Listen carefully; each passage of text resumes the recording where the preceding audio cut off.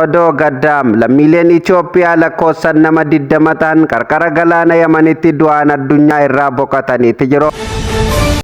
Dooniin godaantota Itoophiyaa 35 fe'attee Jabuutii irraa gara Yaman imalaa turtem bishaanitti dhidhimuun lubbuu namoota 20 dabarsuun dhagahameeti jira. Namoota lubbuun isaanii darban keessaa namoonni 9 dubartoota yoo ta'u 11 immoo dhiirota ta'uun beekameeti jira. Bal'ina oduu kanaa akka itti aanutti simbiraan keenya. Odoo keenya birootiin naannoo Tigraayitti hiriirri mormii guddaan lafa sochoosom guyyaa kaleessaa geggeeffamaa ooluun isaanii yaadatama. Kanumaan walqabatee uummanni daandiirraa hanga ammaatti waan gale hin fakkaatu. Odoo keenya xumuraatiin giddugala Oromiyaa kan taate Yuunivarsiitii Amboottiin barattoonni 3 maqaa balleessii amantaa irratti geggeessan tarkaanfii irratti fudhatamu bulchiinsii fi nageenyi magaalaa Amboo beeksiseeti jira. Akkam jirtu daawwattootaaf kabajamtoota Oksajjiin Miidiyaam kuni hangafoota oduutiin bal'ina oduu kana akka itti aanutti isiniif qindeessinam. Oduu odeessaaleen keenya guyyaa guyyaan nu maxxansinuu fi isaatiin akka isin dhaqqabuuf fuula YouTube Oksajjiin Miidiyaa subscribe godhuu hin dagatinam. Dabalataan gama peejii Facebook Oksajjiin Miidiyaatiin hordofaa akka jirtanilleen fuula peejii keenyaa follow gochuun miseensa maatii keenyaa ta'uu hin dagatinaa. Odoo keenya jalqabaatiin lammiileen Itoophiyaa lakkoofsaan 20 ta'an qarqara galaana Yamanitti du'aan addunyaa irraa boqotuun dhagahameeti jira. Dooniin godaantota Itoophiyaa namoota 35 fe'attee Jabuutii irraa gara Yaman imalaa turte bishaaniin nyaatamuun lammiileen Itoophiyaa namoota 20 kan ta'an lubbuun isaanii addunyaa irraa darbuun dhagahameeti jira. Godaantota kana keessaa namni 10 achi buuteen isaa dhabameeti jira. Jiraatee fi du'een isaa hamma ammatti wanni barame tokkolleen akka hin jirre yeroon achirraa nu dhaqqabdeeti jirti. Egaan daawwattootaaf kabajamtoota Oksajjiin Miidiyaam gadda nutti dhagahame asumaan ibsachuu barbaannam. Maatii ijoollee kanaa maatii godaantota kanaa hundumaayyuu Rabbiin jajjabina haa kennuuf jennam. Akkasumallee dinqisiifattoota isaaniitii fi hiriyoota isaanii hundumayyuu sabriif jajjabina isiniif hawwinam. Odoo keenya birootiin naannoo Tigraayitti hiriirri mormii guddaan lafa sochoosom guyyaa kaleessaa geggeeffamaa ooluun isaanii yaadatama. Kanumaan walqabatee uummanni daandiirraa hanga ammaatti waan gale hin fakkaatu.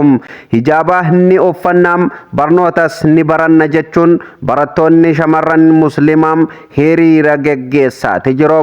Hiriira kanarratti amantiin osoo wal hin qoodin Peenteem, Protestaantiim, Ortodoksii fi Musliimnis waaqeffataa hin jennam hundumtuun osoo amantiin wal hin qoodin uummanni Tigraay daandiitti bahem oggura ijaabaa akka irraa kaafamuuf gaafachaati jira.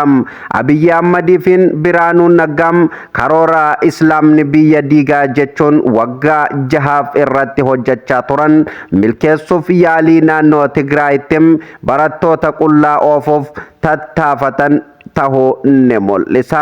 Uummanni Tigraay tokkummaan osoo amantii wal hin qoodin gadi bahee sodaa guddaa mootummaa keessatti uumuun bulchiinsa yeroo Tigraay Geetaachoo Raddaa funyaan qabee deebii waan deebifachiises ni fakkaata.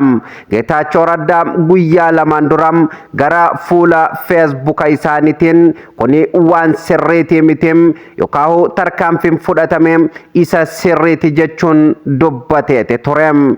Garuu hiriira kanallee mormaati turanim guyyaa 3 dura hiriirri kun kan waamame yoo ta'u hiriirri kun akka hin geggeeffamneef hiriira seera maleessa akka tahes Geetaachoo Raddaa eereeti turem. Garuu guyyaa kaleessa uummanni Tigraay amantaan osoo wal hin qoodin tokkummaan daandiitti bahanim gara waajjira isaa qajeelanim gaafii mirgaa gaafachaati turanim. Kanumaan walqabatee bulchiinsi yeroo Tigraay Geetaachoo Raddaa dirqameem uummanni funyaan qabeem humna isaatii ol taanan dirqamaan deebii uummataa deebisuuf waan dirqames ni fakkaatam. Tokkummaan hofnam, tokkummaan taankidam, tokkummaan saarukam, tokkummaan bombiidham, tokkummaan diroonidha kan jedhamuuf isa kanaafi sabni tokkummaa qabuum namni 2-3 hunda tuuta kanniisaa akka caalus ni beekamam. Tuutni kanniisaa haadhoo tokko qabam abbaa tokko qabam garuu immoo gamtaan jiraatam hofni isaa baay'ee jabaadham qaamni ishee baay'ee xiqqoodham akkuma jedhamu sanem ilmi namaa yoo tokkummaa qabaatem akkuma Tigraay kanattem deebii ufii gaafatee argatam gaafii mirgaa gaafataniim atattamaan sa'a lama otoo hin guutin keessattem bulchiinsi yeroo Tigraay Geetaachoo Raddam waajjira isaatti gadi bahuudhaan ilaalcha isaatiif akkasumallee waan ummanni sun barbaadu hundaayyoom gadi tarreessee waan jirus ni fakkaata. Odoo keenya xumuraatiin giddu gala Oromiyaa kan taatem Yuunivarsiitii Ambootiin barattoonni sadiim maqaa balleessii amantaa irratti geggeessan tarkaanfii irratti fudhatamuu bulchiinsi fi nageenyi magaalaa Amboo beeksiseeti jira. Bulchiinsa magaalaa Ambootti barattoota sadiim sanduuqa kakuu yookaan taabota fakkeessanii miidiyaa hawaasaa ta'e jedhaniin maqaa balleessii amantaa Ortodoksii irratti geggeessaniin irratti tarkaanfiin fudhatamuu beeksise. Sameeti jiram barattoonni kunniinis Yuunivarsiitii Amboo kan baratan yoo ta'um yeroo ammaa to'annoo seeraa jala akka jiranis Yuunivarsiitii Amboo adabbii naamusaa kennuuf kallattii kaa'uu beeksiseeti jiram.